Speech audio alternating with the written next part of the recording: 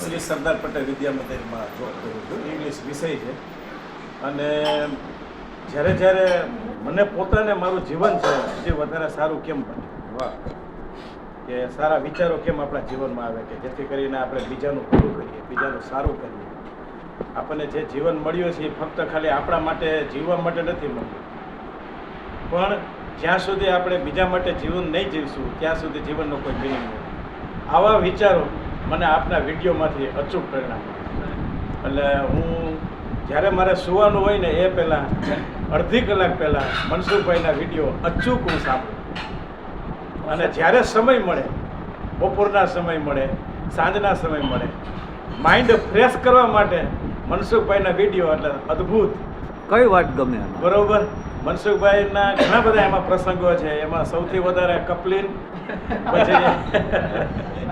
પછી ભીંડાની વાતો, પછી વધારે સ્કૂલના બધા જ એ લોકો માટે બહેનોના સંદર્ભમાં વાત કરે, ભાઈઓના સંદર્ભમાં વાત કરે, નાના બાળકોના સંદર્ભમાં વાત કરે.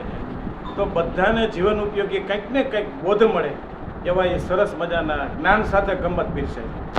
આજે ઘણા બધા હાસ્યકારો હોય છે, સાહિત્યકારો હોય છે, પણ મનસુખભાઈની જે પદ્ધતિ છે વાતચીત રજૂ કરવાની, એ પોતે એકદમ નેચરલ બની અને વાત કરે. એટલે એના કેટલાય સારા એ પોતે જ્યારે પોતાના પ્રવચન આપતા હોય તો એ પોતાની સાહજિક ભાષામાં, કુદરતી ભાષામાં અને બીજા કરતાં અલગ પડે છે એની રજૂઆત. એ મને બહુ જ સ્પર્શી. કેટલા સમયથી ઈચ્છા હતી? મારું કહેવાનું એવું છે સાહેબ કે જેઠવા સાહેબ મને સાંભળે છે એ મને આજ એટલો હૃદયમાં આનંદ થાય છે કે મારી પણ વાતને કોક હૃદયથી સ્વીકારવા વાળું છે.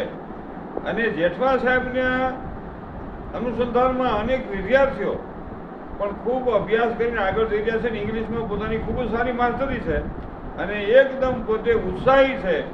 અને પુસ્તક લખ્યું છે, આ પુસ્તક લખ્યું છે, આ પુસ્તક એનું છે